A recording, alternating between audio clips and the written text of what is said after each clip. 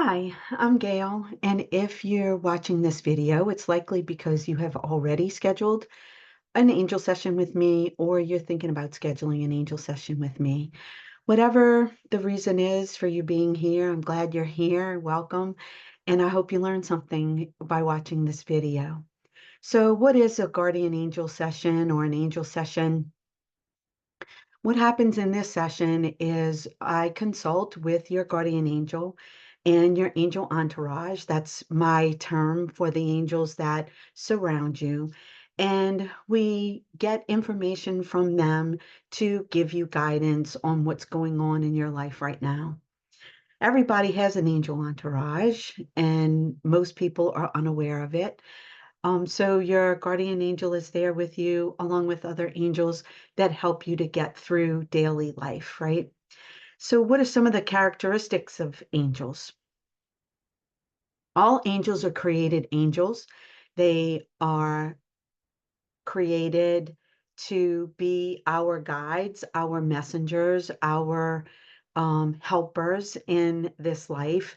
We can consider them our own spiritual buddies, really. They're there to guide us. And they're all created as angels. Humans don't become angels. Angels rarely become human. They can become human if and take a human form if they are here to help us with something specific and God wants them to take the human form, and that's the best way that's going to help us, right? For the most part, they remain angels and they are pure love energy. They really don't have agenda and they really don't have uh, any physical characteristics. So neither male nor female, nor, they don't have any physical characteristics. But the reason why they give me physical characteristics is because we're physical folks and we need to know that in order to feel close to them and in order for them to be personal with us, they give me that information so that we'll be comfortable with them, so that we'll talk to them and we'll be willing to talk to them. So typically they'll tell me if they're male or female, they'll give me some physical characteristics. I usually see them as I would a traditional angel figure. So I see them as big, giant beings with big wings. They're usually very beautiful and very uh, soft spoken, really. And they're very easy for me to communicate with. That's because they meet me where I am. So, what about your guardian angel? So your guardian angel is the angel that is assigned just to you. They're assigned to your soul. So your guardian angel is created just for you. They are your own very personal spiritual buddy. They are your little spiritual assistant, and they are there just for you to call upon them whenever you need them. And they are chomping at the bit to help you out, right? Because they are assigned to your soul, they have been with you throughout every lifetime. So, however many lives you have had up to this point, they have been with you time and time and time again, from the minute that you are born to the minute that you die for every lifetime while you're here on earth. They're here to guide you, they're here to protect you, they're here to help you throughout your time on earth. Um, and then once we die, they stay with us. We just not here on earth, but they are assigned to our souls. They're here with us 24/7, 365.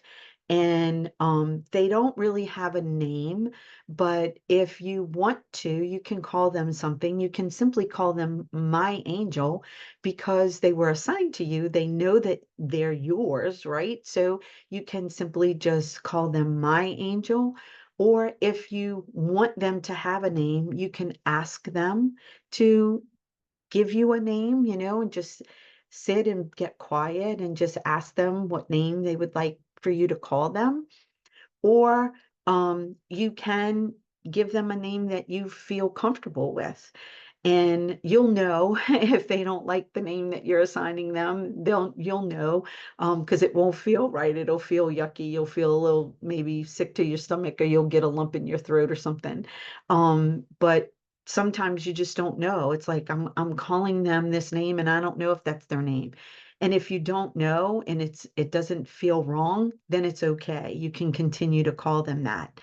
Their goal is to get you to call upon them as often as possible for every little bitty thing. And so if giving them a name and calling them by a name is going to cause you to call upon them more, then by all means, name them. That's their goal. They want you to call upon them.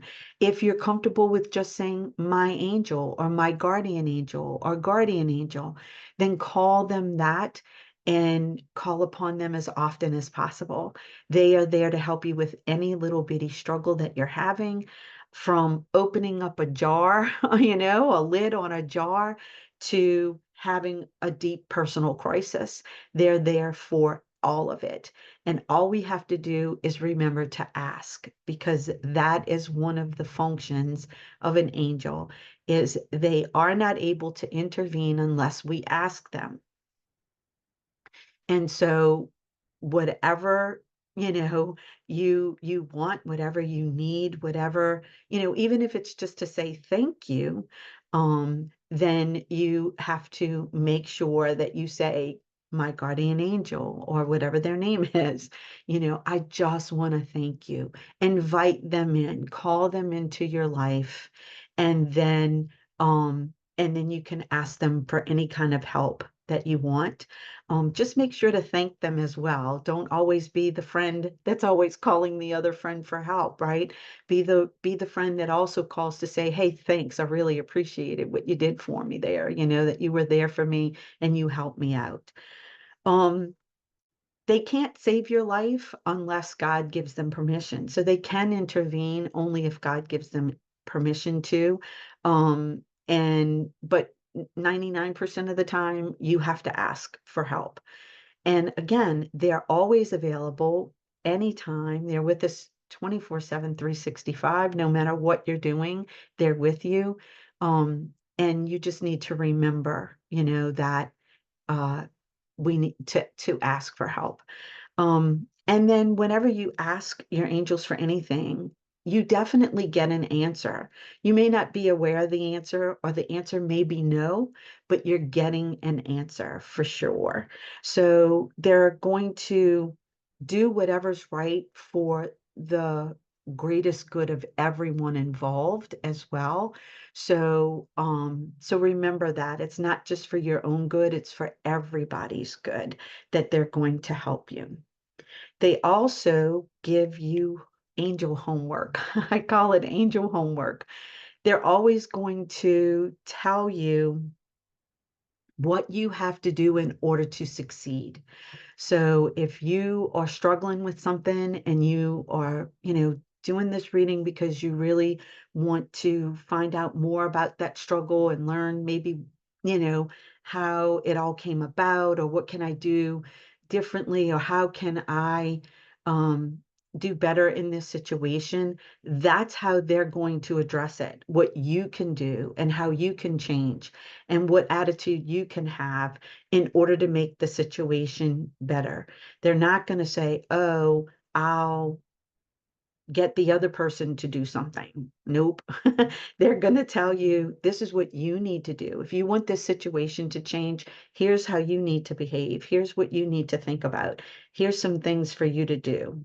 Okay. So they're always going to give you some sort of little homework in order to help you with your situation or with your life, whatever's going on, right? And they're also not going to be mad at you if you don't follow their advice. If you get their advice and then you choose to do something else instead, they're going to be like, okay, do the other thing. But if you do the other thing, it may not be as easy. It may take longer for something to be resolved, or it may be a little harder for it to be resolved. Whereas if you just listen to them and you take their advice and you do what they're saying, then it may go by very quickly. It may be very smooth, right? So their job and what they're trying to do is to bring peace and harmony to your life. They just want you to be happy and at peace and live in harmony and enjoy your life. That's their purpose, is to help you to be able to live a life full of happiness and peace, right? So that's what they're doing. Um, I'm not going to get mad at you either if you don't do your angel homework. I'm not going to check up on you. I'm not going to hold you accountable. You have to hold yourself accountable. And sometimes the angels will hold you accountable. They'll remind you. They'll give you a little, what I call a little angel ding, right? They'll say, you'll have a little thought like, maybe I don't really want to do that right now. So think about that, and it'll just help you to go, oh, maybe that's my angel giving me a little ding, going, maybe I need to rethink this, right? So, just pay attention, I guess, to those things as well. So, what do you need to do to prepare for an angel session? If you haven't already, start to get to know your guardian angel, especially, and your little angel entourage. See if you can feel those angels around you. See if you feel their energy. Try to call your guardian angel in. And if like I said, if you don't know their name, it's okay. Just say, put your hands over your heart and say, "My guardian angel." And call them into your presence and see where you feel them around you. Where do you feel them? It could be in front of you and back of you, anywhere inside of you, in your heart. You might get a little tingle, or you'll feel flushed, or maybe you'll feel cold, but just see what it feels like to be around your angel entourage. So that's one thing that you can do. And then just start, talking to them and telling them, I'm really struggling with this, or I would really like to get more information about that, or whatever it is. Just start talking to them and act like they're your best friend, because they are. They're there to help you with everything. And they've known you, if you remember, they've known you for lifetimes. They know everything about you. They know you inside and out. So there's nothing that you can hide from them. And so just you can bare your soul to them. You can tell them anything, and they're not going to be shocked, and they're not going to judge you. They accept you already for who you are. They were assigned to you. They're so happy to be a part of you and to guide and protect you. And that's all they really care about, right? Is you. So know that. If you don't think anybody else loves you, know that your guardian angel absolutely loves you. And then there's a little prayer that you can say as well, that I just came up with and said one day. And I said, wow, this might be a good thing for you to say as well. And all it is thank you, angels that surround me, for guiding me today. May I always be aware of your presence, knowing I am never alone. And so it is, right? So just remember that your angels are so excited to spend some time with you, that you're acknowledging them, that you want to be with them because they certainly want to be with you. And know that it's an exciting thing, right? I get passionate about the angels because they're awesome. And once you get to know your angel, your life changes, and you depend on them, and you accept that they are there. Okay? So, I hope you enjoyed this little video, and if you have not already scheduled an appointment, an angel session with me, and you would like to, you can go to my website, which is gailhjohnson.com, and look at the services and see what I do and click on the book a session and book a session with me. So I look forward to seeing you soon. All right, bye.